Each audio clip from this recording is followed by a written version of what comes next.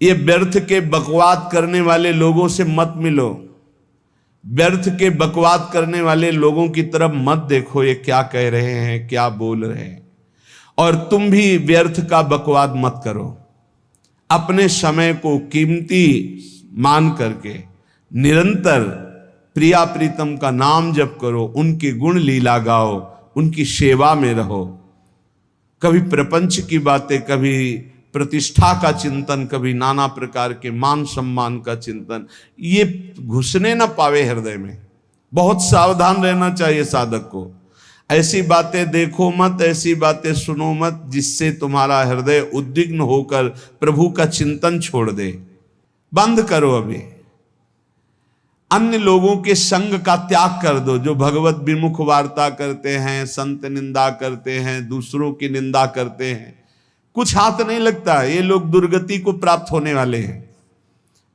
भक्तन निंदा अति बुरी भूल करे जिन कोय, किए सुकृत बहु जन्म के छिन में दारे खोए। पर निंदा के किए ते नहीं, आवत नहीं कछुआत, मूर्ख पर्वत पाप को ले चल अपने साथ। तो अलम कश्यापि संगत्या, ऐसा संग मत करो जिनके पास बैठने से भक्त निंदा, जन निंदा, भगवत निंदा हो। ऐसे से दूर रहो। अलम बंद कर दो ऐसे लोगों का संग। रात दिन हम श्यामा श्याम का नाम जप करेंगे, श्यामा श्याम के लीला गुण गाएंगे, श्यामा श्याम के ही धाम का शोभा का चिंतन करेंगे। जब तुम अपना जीवन श्यामा श्याम के चरणों में न्यौछावर कर दोगे तो पूरा भार श्यामा श्याम ले लेंगे और तुम्हारे हृदय में मस्ती आ जाएगी। जो ऐसा निश्चयी होता है, दृढ़ निश्चयी, उसके अंदर दृढ़ विश्वास, तो उसके हर समय भगवान की स्फूर्ति होती रहती है। भारी प्रतिकूलता में भी भगवान का सानिध्य अनुभव होता है। वो अनुकूलता में तो भगवान के दुलार को देखता है, लेकिन प्रतिकूलता में भगवान की विशेष कृपा को देखता है। ये संयोग, ये वियोग, संसार की ये द्वंद्वमयी वृत्तियां भक्तों के हृदय में नहीं चुभती। आए की हुज्जत नहीं, गए की तलाश नहीं, क्योंकि नित्य संयोग भगवत स्मृति के प्रभाव से प्रभु का रहता है। शोक, विषाद बहुत ध्यान देने योग्य विषय है। तभी लोगों को ऐसा लगता है कि ऐसा कैसे हो सकता है। भक्त के चरित्रों को जब सुनते तो लगता है ऐसा कैसे हो सकता है, ऐसी परिस्थिति में भी ऐसा कैसे हो सकता है। क्योंकि तुम मानसिक बुद्धि से युक्त हो और वो भागवतिक स्थिति से युक्त है, इसलिए तुम उसको पार पा ही नहीं सकते। जब तुम अपना जीवन श्यामा श्याम के चरणों में समर्पित कर देते हो हृदय से, फिर उनकी कृपा से सब विघ्न दूर हो जाते, एक अपार मस्ती रहती है। नहीं तो शोक, विषाद, दुख, क्लेश, कष्ट, संताप, भय, उद्वेग, ये सदैव सताते रहते हैं। इसी से डिप्रेशन होता है। बार बार नकारात्मक चिंतन, शोक, विषाद, दुख, चिंता, क्लेश, संताप, भय, उद्वेग, यही पूरे मानसिक स्तर को नष्ट कर देते हैं। उत्साहहीन जीवन हो जाता है। जब तुम श्यामा श्याम को समर्पित हो जाते हो तो ये सब प्रवेश भी नहीं करते, एक अपार मस्ती बनी रहती है। अब क्या होगा? श्यामा श्याम जो करेंगे वही होगा। श्यामा श्याम पता नहीं कैसा करें, नहीं, वो सदैव मंगल भवन है, वो जो करते महामंगल होता है। यह निश्चय उपासक के हृदय में आ जाना चाहिए। इसलिए अपना सारा मन, सारी बुद्धि, सारा जीवन, प्रत्येक श्वास प्रभु को अर्पण कर दो, फिर देखो तुम निहाल हो जाओगे। दुख, शोक, विषाद, क्लेश, कष्ट, संताप, भय, उद्वेग, ये उसी को व्यापते हैं जिसने अपने जीवन को प्रभु के चरणों में अर्पित नहीं किया। इसलिए तुम अपना सारा मन, सारी बुद्धि, सारा जीवन, प्रत्येक श्वास केवल प्रभु को अर्पित कर दो, फिर देख लेना। श्वास कैसे अर्पित की जाती? राधा राधा राधा। बुद्धि कैसे अर्पित की जाती? एकमात्र निश्चय कि भगवत सुख ही सुख है, ये जागतिक सुख सुख नहीं, ये दुख है, ये ऐसा दलदल है जिससे आज तक कोई नहीं निकल पाया। सारा मन, हम मन से केवल प्रभु का मनन करें, बार बार मन को संसार से हटा के नाम में, रूप में, लीला में, धाम में लगाएं। बहुत प्रसन्नता हो जाती है उस उपासक के हृदय में जो अपना मन बुद्धि प्रभु के चरणों में अर्पित कर देता है। भगवान ने तो इसको बहुत उत्तम स्थिति बताया है कि मेरे से कभी वो अलग हो ही नहीं सकता यदि मन बुद्धि अर्पित कर दिया। मय्येव मन आधत्स्व मयि बुद्धिम निवेशय, तो निवश्य मय्येव अत ऊर्ध्वं न संशया। बिल्कुल संशय नहीं, वो मेरे में ही निवास करेगा जिसने मन और बुद्धि अपनी मेरे में अर्पित कर दी। बहुत प्रसन्नता रहेगी उस उपासक के जीवन में जो अपने आप को मन बुद्धि सहित प्रभु के चरणों में समर्पित कर दिया है। भगवान का आश्रय लेने वाले की पहचान है हर परिस्थिति में प्रसन्न रहना। देखो आप भगवद आश्रित हो कि नहीं, देखो अनुकूल परिस्थिति में तो सब प्रसन्न रहना, लेकिन प्रतिकूल परिस्थिति में प्रसन्न रहना ये भगवान के भक्तों का लक्षण है। हर परिस्थिति में प्रसन्न रहना ये भगवान के भक्तों का लक्षण है। आनंदगन भगवान का आश्रय मिलते ही आनंद छा जाता है हृदय में। उनके पास आनंद का अभाव होता ही नहीं है। जैसे सूर्य का प्रकाश उदय होते ही सूर्य का प्रकाश संपूर्ण अंधकार को नष्ट कर देता है, ऐसे ही भगवान का संपूर्ण आश्रय लेते ही सब दुख चिंता शोक नष्ट हो जाते, आनंद ही आनंद। तुम भगवान के मंगलमय रूप को नहीं जानते हो, पर उनके मंगलमय भाव को, विधान को मानना शुरू कर दो। जो भी होता है मंगलमय होता है। हमने जीवन में देखा है, अगर इधर कोई बहुत बड़ा सुख दिया तो देर नहीं लगेगी, 24 घंटे नहीं व्यतीत होंगे और ऐसे दुख दे देंगे, जिससे दोनों का समान भाव रख करके ना दुख में तुम भूलो प्रभु को, ना सुख में फूलो, सीधे भगवत मार्ग में चल। पूरे जीवन की बात देखा है, भगवान के मंगल विधान में सदा सर्वदा सुख ही सुख है, इस बात को मान के प्रसन्न हो जाओ।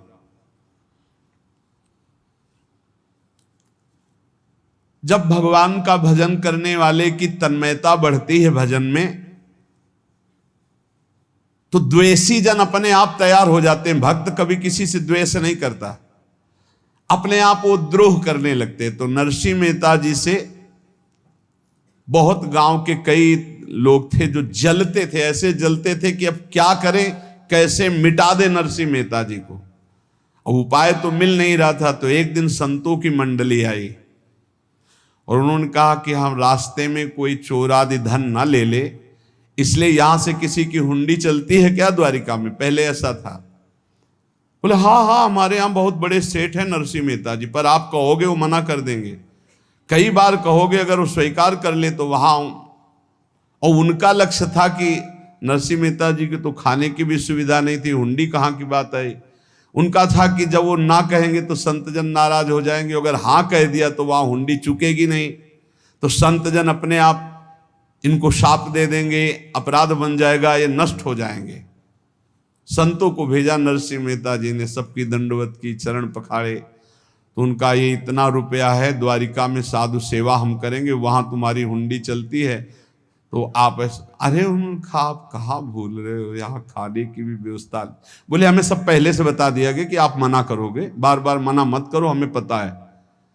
तो उन्होंने ठाकुर जी की तरफ देखा, बोले क्या लीला है प्रभु, संतों से हम क्या कहें, ये ले रुपये। उस समय स्वर्ण की मोहरें चलती थी, बेच के बाजार से खूब उन संतों को पवाया, उन्हीं संतों की सेवा की। और उनका अपने सेठ का नाम तो बताओ जहां हमें जाके हुंडी मिलेगी। सेठ, सावल शाह सेठ। संत जन गए वहां, पूछा कि नरसिंह मेहता जी का जिन सेठ से परिचय, उनका नाम सावल शाह सेठ, उनकी गद्दी कहाँ है? तो जो कुछ भक्त थे वो द्वारिकाधीश की तरफ संकेत करते कि वही हैं। बोले नहीं नहीं, वो सेठ है, उनकी गद्दी चलती थी। पूरी बाजार में कहीं कोई। अब संत जन एकांत में होकर के बहुत विचलित हुए, क्या हमारे साथ धोखा हुआ? नरसिंह मेहता जैसा संत क्या धोखेबाज हो सकता है? देखो, संशय तो बहुत विचित्र होता है। बड़े बड़ों को संशय हो जाता है। जब भगवती सती जी को संशय हो गया, राम जी को, हे खग हे मृग हे मधुकर श्रेणी, ऐसा पूछते हुए कि सच्चिदानंद कैसे हो सकते, तो किसी को हो सकता है, क्योंकि वो बुद्धि की अधिष्ठात्री देवी है। जो ही उनके मन में ऐसा आया कि क्या हमारे साथ धोखा हो रहा है, इतने में ही देखा, जय हो सावल शाह सेठ की। वो कहा सावल शाह सेठ? तो देखा बढ़िया मुनीम जी उनके साथ, और सेठ बस्ता लिए हुए मुनीम जी, सरकार इधर से चलो। तो उनका सावल शाह सेठ आपका नाम है? संतों ने कहा। बोले हाँ। बोले नरसिंह जी? हाँ। बोले आपकी हुंडी आ गई है। हुंडी एक कागज में लिखा कि ये हमारे सेठ जी को दे देना। वैसे लोग मुझे माखन चोर कहते, कोई कुछ कहता, लेकिन आपने सेठ बना दिया। जब आपने सेठ बना ही दिया तो आप कभी परवाह मत करना तुम। और ये सेवक आपकी सेवा में सदैव तत्पर है। भगवान ने ऐसा लिखा। जो भगवद आश्रित है, एक बार ये चलता रहता है, जो संत जन होते हैं उनके विरोधी अपने आप बन जाते हैं, किसी से कोई मतलब नहीं, अपने आप विरोधी बन जाते हैं। कबीरदास जी का पूरी काशी में यश था। भजन करने वाले महापुरुषों का यश बढ़ता है जब, तो जो भजनहीन होते हैं उनके हृदय में जलन पैदा हो जाती है, और वो उनको विविध प्रकार से फंसाना चाहते हैं, उनको कष्ट देना चाहते हैं। तो कबीरदास जी के यश को धूमिल करने के लिए कुछ ब्राह्मणों ने एक रचना रची। मुड़ मुड़ा के कबीरदास जी के शिष्य बन करके पूरी काशी के सब आश्रमों में निमंत्रण दे आए। कल भंडारा है, संत सेवा है, सबने स्वीकार किया। कबीरदास जी अपनी दिनचर्या करके निकले तो संत मंडली आने लगी। बोले कै बजे सेवा है? साधु सेवा। बोले कौन सी साधु सेवा? बोले कल आपके शिष्यजन निमंत्रण दे के आए, पूरी काशी के सब संत आ रहे हैं।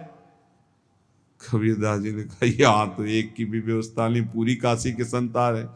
अच्छा, समझ में आ रहा है, लीला बिहारी तुम लीला करना चाहते हो। गए अपना निकल गए गंगा किनारे, एक झाऊ के नीचे बैठकर अपना भजन ध्यान में मगन है। 11-12 बजे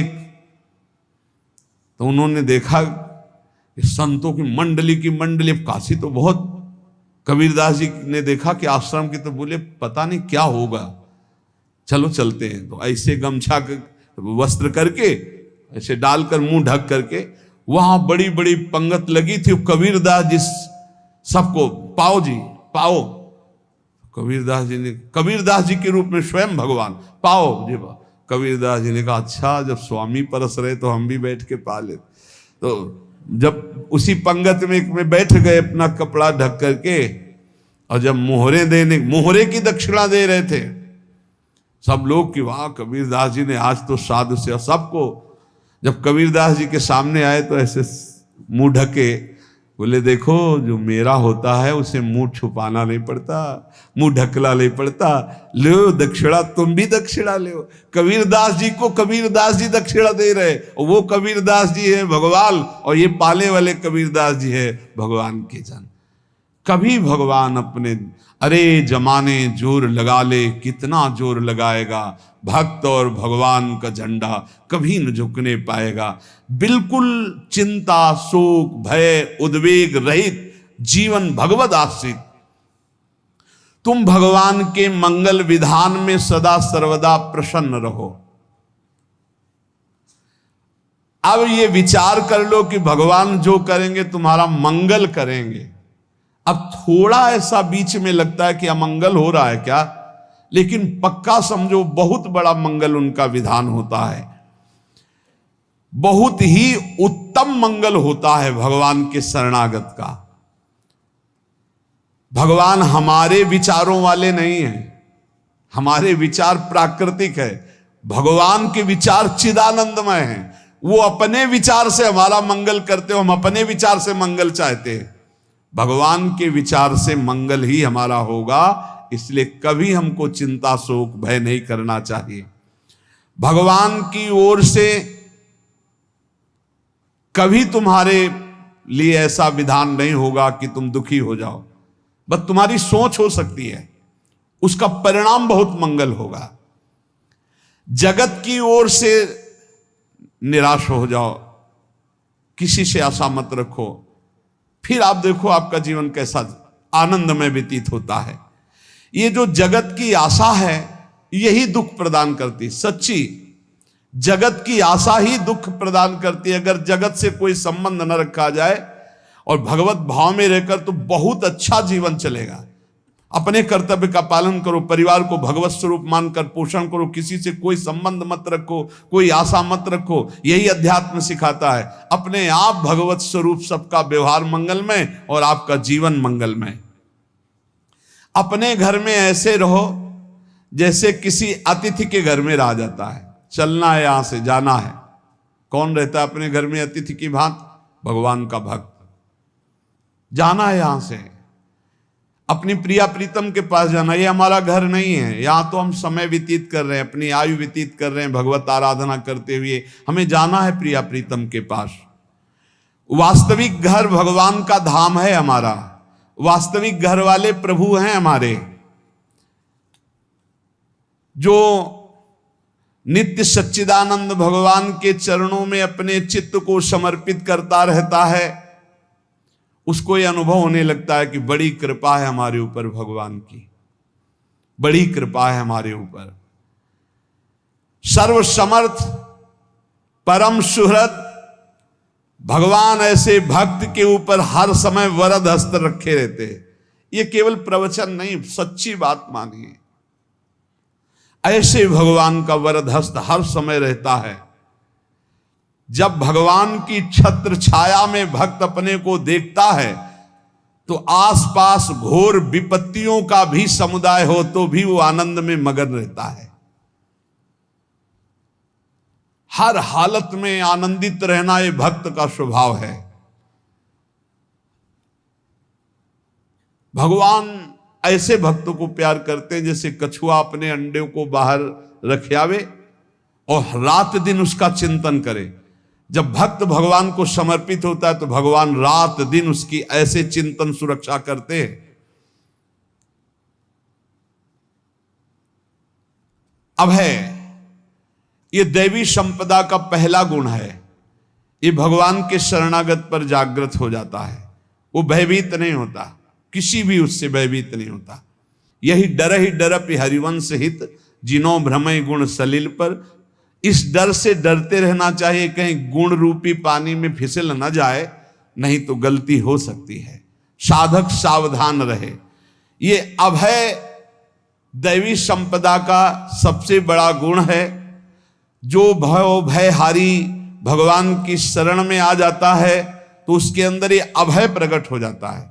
अगर कहीं तुम्हें एकांत में भय लग रहा है, एक आदमी तो एकांतिक में आए थे, वो कह रहे थे कि हमें हर समय भय लगा रहता कि कोई हमारे पीछे है, अंधेरा तो लगता कोई खड़ा है, मैं जीना मुश्किल हो गया, ऐसा भय। देखो ये मन कैसा है, भगवान से विमुख होने पर कैसे डरवाता है।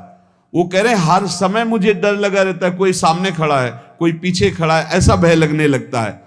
और जब भगवान की शरण में आ जाते हैं तो ये अभय स्थिति हृदय में जागृत हो जाती है। कोई भी भय आसपास आ ही नहीं सकता, यहां तक कि नरक का भी भय खत्म हो जाता है जो भगवान की शरण में है। महापापी भी पुण्यात्मा महान भक्तों के समान वो उत्तम गति को प्राप्त हो जाता है जो भगवान की शरण में हो जाता है। पर ये जो भोगों का आश्रय लिए हुए हैं, मनमानी आचरण कर रहे हैं, ये कभी उस अभय को जान ही नहीं सकते कोई अभय पद है क्या। इनको तो कदम कदम पर शोक, भय, और दुख की प्राप्ति होगी। कोई बचा नहीं सकता जो भोगों में लगे हैं, मनमानी आचरण कर रहे हैं। अगर निर्भय होना चाहते हो, परम सुखी होना चाहते हो, तो भगवान के शरणागत हो जाओ। सारे जगत को अभय दान देने वाले भगवान हैं। भगवान का एक प्रण है, मम पन शरणागत भयहारी। जो मेरी शरण में आ गया उसके भय का मैं नाश कर देता हूं। साधना में अवस्था मन की मानी जाती है कि आप कितने अच्छे साधक हैं। यदि आपका मन भगवदाकार है, हर समय भगवत चिंतन चल रहा है, आपके स्वप्न भागवती का रहे हैं, आपके विचार भागवतिक हैं, तो आपकी अच्छी साधना हो रही है। और यदि आपके स्वप्न गंदे आ रहे हैं, क्योंकि स्वप्न में मन का ही सारा खेल होता है, और आपकी चिंतन वृत्ति वासनात्मक चल रही, तो अभी साधना का प्रभाव मन पे नहीं पड़ा है। जिसका मन हर समय भगवत चिंतन करता रहता है, वो जीते जी जीवन मुक्त हो जाता, अनुभव होता है। जैसे किसी ने कहा कि हमें कैसे पता चलेगा कि हमारा काम हो गया है, तो जैसे आप भोजन पा लेते हैं तो किसी दूसरे से गारंटी थोड़ी लेनी होती कि हम छक गए हैं क्या, आप जरा बताना हम छक गए हैं क्या। नहीं, अपने हृदय में आ जाता है कि अब मैं तृप्त हो गया। ऐसे ही अपने हृदय में आ जाता है कि मेरा काम हो गया, अब मेरा जन्म नहीं होगा। ये हृदय में आ जाता है, अपने आप अनुभव में आ जाता है। जब स्वरूप बोध होता है तो किसी और से सलाह थोड़ी लेनी होती है, वो अपने आप अनुभव में आ जाता है। हाँ, यदि गुरुदेव का वर्ण नहीं किया है तो फिर आपको किसी न किसी गुरु से प्रमाणित करवाना पड़ेगा। और अगर गुरुदेव का वर्ण किया है तो वही मंत्र, वही नाम, वही गुरु शरणागति आपको अंदर से पुष्ट कर देगी कि आपका काम हो गया है। विषय चिंतन करता हुआ मन विषय आसक्ति को प्राप्त होता है। विषय आसक्ति को प्राप्त हुआ मन बार बार जन्म मरण और नरक को प्राप्त होता है। बस ये विषय चिंतन हटाना ही प्रमुख कर्तव्य साधना का है। बार बार मन को विषयों से हटा करके प्रभु के नाम में लगाओ, प्रभु के रूप में लगाओ, प्रभु की लीला में लगाओ। जहां भगवान प्रकट होते हैं वहां परमानंद की बाढ़ आती है। पर ये ध्यान रखें, गुलाब का फूल कांटों में खिलता है, उसकी सुगंध लेनी, फूल लेना है तो कांटों से बचाकर। ऐसे ही जब आप भगवत चिंतन के लिए चलेंगे तो आपका चिंतन चुराने के लिए माया विविध नाटक करेगी, कांटे फैलाएगी। कोई तुम्हारी निंदा करेगा, कोई अपमान करेगा, कोई उपहास करेगा, तुम्हारी अव्यवस्था हो सकती है, तुम्हारी परिस्थिति बहुत भयावह हो सकती है। इन परिस्थितियों में भी भगवत चिंतन का तार ना टूटने पावे तो आगे गुलाब का फूल है।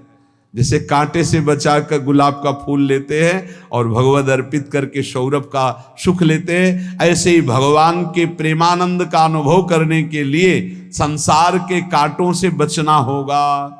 और खिलेगा यही फूल संसार में ही, मनुष्य देह में, और योनियों में नहीं। भगवत प्राप्ति स्वर्ग में नहीं होगी, इसी मृत्यु लोक में होगी। पहले मन नहीं लगता भगवत चिंतन में, भगवत चिंतन जबरदस्ती करना पड़ता है। भगवत चिंतन जे ही प्रारंभ करोगे ते ही बहुत बाढ़ आ जाएगी पाप चिंतन की। ध्यान दीजिए, बहुत लोग प्रश्न करते रहते हैं कि हम जब भजन में बैठते हैं तो बहुत गंदी बातें आती, मन बड़ा चंचल होता है, भाग जाता है। ऐसा प्रारंभ में जब कोई भगवत चिंतन प्रारंभ करता है तो उसका मन विषयों में भागता है, गंदी बातों में भागता है। अब लोग कहते पहले तो हमारा चिंतन बढ़िया होता था, अब चिंतन नहीं होता। तो कोई सिद्ध पुरुष थोड़ी हो गए, तुम्हें जबरदस्ती चिंतन करना होगा। जगत के प्राणी में जहां मन जाए तो इसमें भी भगवान, पदार्थ में मन जाए तो उसमें भी भगवान, जहां जहां मन जाए वहां वहां भगवान देखो, या मन को हटाकर नाम मंत्र में लगाओ।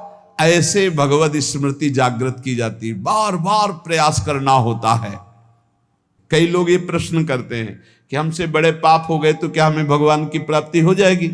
तो यहां कह रहे हैं भगवान किसी के पूर्व जीवन को नहीं देखते हैं, वर्तमान के भजन को देखते हैं। पकड़ो इस बात को।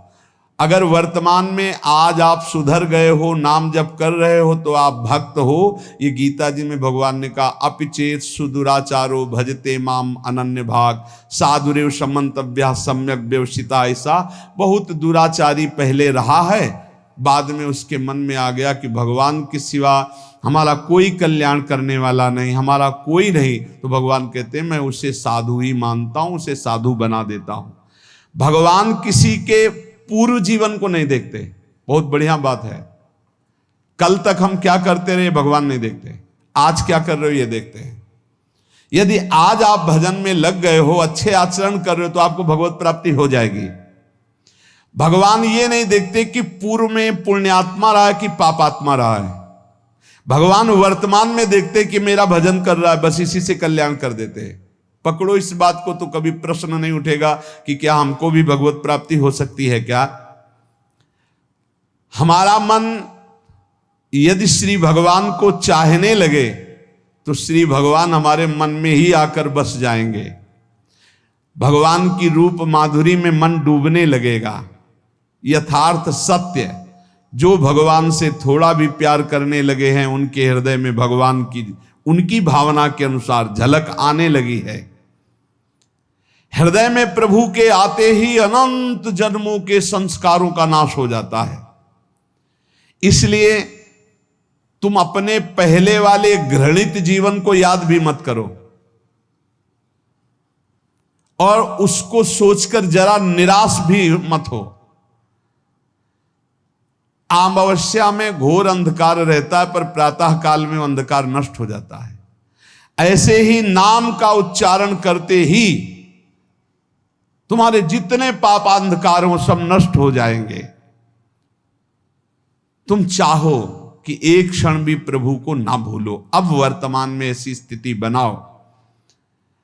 जो प्रभु को नहीं भूलने की चाह करता है कि मुझे ऐसी स्थिति प्राप्त हो कि मैं कभी प्रभु को ना भूलूं, तो सच्ची मानो और कोई बात भगवान सुने ना सुने, ये बात जल्दी सुन लेते हैं। भजन की मांग करो तो बहुत जल्दी भगवान पूर्ण करते हो। भजन जिसका चलने लगा तो फिर लोक लोकांतर के सारी रिद्धियां सिद्धियां सुख वैभव तो उसके चरणों में लौटते हैं। जब हम प्रभु से प्रभु का स्मरण न मांगकर भोग मांगते हैं, तभी हमारा भजन रुक जाता है, भजन नहीं चल पाता। यदि हम प्रभु से केवल भजन मांगे तो विश्वास करो ब्याज में सब हो जाएगा।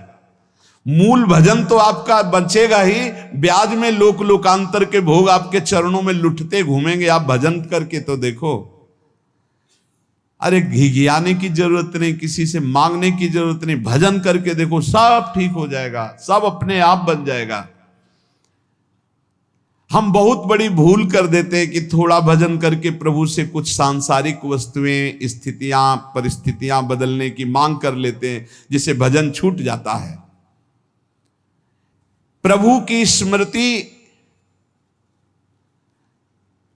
इतनी महान है कि जिन्होंने बैर भाव से प्रभु का स्मरण किया उनको भगवान की प्राप्ति हो गई। जैसे कंस आदि भगवान से बैर ही तो रखते थे, लेकिन भगवान की स्मृति रहती थी। स्मृति ने उनको भगवत प्राप्ति करा दी। स्मृति में महान सुख है, पर वो जब भक्ति रस से युक्त स्मृति होती तब माधुर्य रस, प्रेम रस का अनुभव होता है। कल्याण तो वैर भाव से स्मरण करने वालों को भी प्राप्त हो गया। यदि आप भक्त हो और ये चाहते हो कि आपकी भागवती की स्थिति बहुत जोर की हो, तो हम आपसे प्रार्थना करते हैं कि रोज प्रभु से एक ही बात मांगिए, मुझे अखंड स्मृति दीजिए। अर्जुन जी को पूरी गीता जी सुनने के बाद यही मिला, नष्टो मोहा स्मृति लब्ध्वा। स्मृति, प्रभु आप हम पे ऐसी कृपा कर दो कि हमारे हृदय में किसी और व्यक्ति, वस्तु, स्थान की स्मृति न रह जाए, केवल आपकी स्मृति रह जाए। ये चाह भगवान बहुत जल्दी पूर्ण कर देते हैं यदि उपासक हृदय से ये बात मांगे।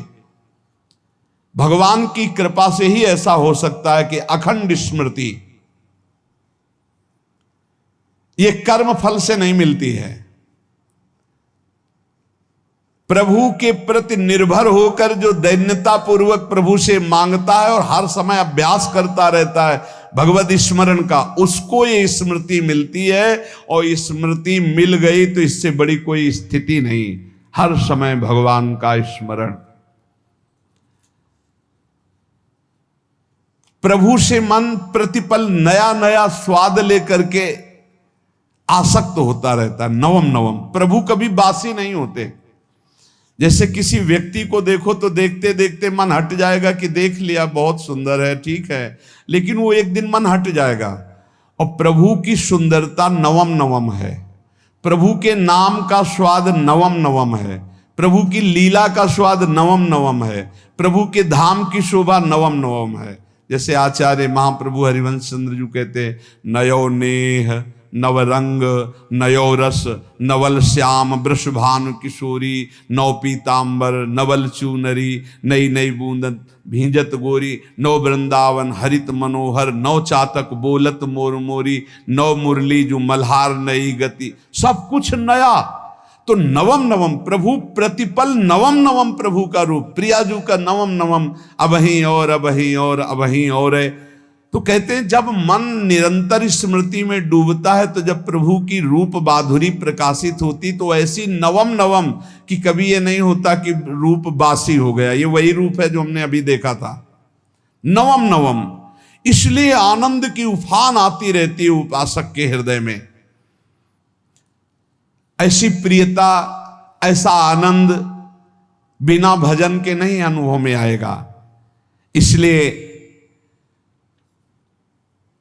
तुम विश्वास करो, तुम्हें बहुत सुंदर सुख मिलने वाला है, आगे अपार सुख मिलने वाला है। ये थोड़ा दुख का समय काट लो, जब तक जीवन है ये दुख सुख की लहर आती रहेगी, आप इसको सह जाओ, आगे बहुत आनंद है, विश्वास मान लीजिए, बहुत आनंद है। जो ये विश्वास कर लेता है वो प्रभु के मार्ग में चलकर प्रभु को प्राप्त कर लेता है। नहीं तो इतने रोड़े हैं कि आप ऊब जाओगे, बहुत रोड़े हैं। जो प्रभु के मार्ग में चलता है तो माया के बहुत से पार्षद अपना प्रभुत्व दिखाने उनके पास आते हैं, महिमा अपनी दिखाने, पर वो किसी वस्तु स्थिति अवस्था प्राणी पदार्थ का प्रभाव स्वीकार ही नहीं करता, क्योंकि भगवत स्मृति परायण है, भगवान की कृपा पर विश्वास है, इसलिए उसको कोई फंसा नहीं पाता। वो नित्य निरंतर प्रभु से घुला मिला रहने के कारण उसकी मस्ती में कोई फर्क नहीं पड़ता। माया का प्रभुत्व रखने वाले उसे फंसाने की चेष्टा करते हैं, पर उस पर किसी का असर नहीं होता। वो कहीं लिप्त नहीं होता, वो कहीं दुखी सुखी नहीं होता, वो हर समय प्रसन्न रहता है। तुम देखो, हर समय प्रसन्न रहते हो? यदि नहीं तो तुम किसी व्यक्ति वस्तु का आश्रय लिए हुए प्रभु का नहीं। अगर हां तो हर समय प्रभु का स्मरण चलना चाहिए, हर समय प्रभु के आश्रित हो, फिर देखना ये आनंद, ये प्रसन्नता क्या रूप रखती है। बड़े बड़े मस्त संतों को देखा, मस्त ऐसे उन्माद में मस्त है, उस सुख के लिए ललचाओ। कब तक जन्मते मरते रहोगे, कब तक बार बार दुख भोगते रहोगे, कब बड़ा प्रपंच है ये। भगवान का स्मरण परम पुण्यात्मा पुरुष का हृदय माना जाता है, बहुत पवित्र हृदय, बड़ा पुण्यात्मा हृदय जिसमें भगवान का स्मरण। भगवान का विस्मरण पापात्मा पुरुष, भयानक विपत्ति दुर्भाग्य आते हो। सुदृढ़ निश्चय करो, अब हम भगवान के स्मरण में अपना समय व्यतीत करेंगे। मेहनत करो, कार्य करने के लिए कोई मना नहीं, आप नौकरी करो, किसानी करो, व्यापार करो, पर अंदर अंदर भगवत स्मृति, भगवत स्मृति ही सबसे बड़ी स्थिति है। अब चाहे हम जीवित रहें, चाहे हमारे मरण जैसी विपत्ति आ जाए, चाहे सब हमसे हट जाए, चाहे सब हमको नमन करें, अब हम दृढ़ निश्चय करके केवल भगवान के स्मरण करते हुए इस संसार के बीच समय व्यतीत करेंगे। अब हम चूकने वाले नहीं। ये नियम लीजिए, चाहे जीवन रहे या ना रहे, चाहे मरण जैसा कष्ट आ जाए, चाहे सब वियोग हो जाए, सब चले जाए, चाहे सब संयोग हो जाए, सब नमन करें, अब हम प्रभु का स्मरण नहीं छोड़ेंगे।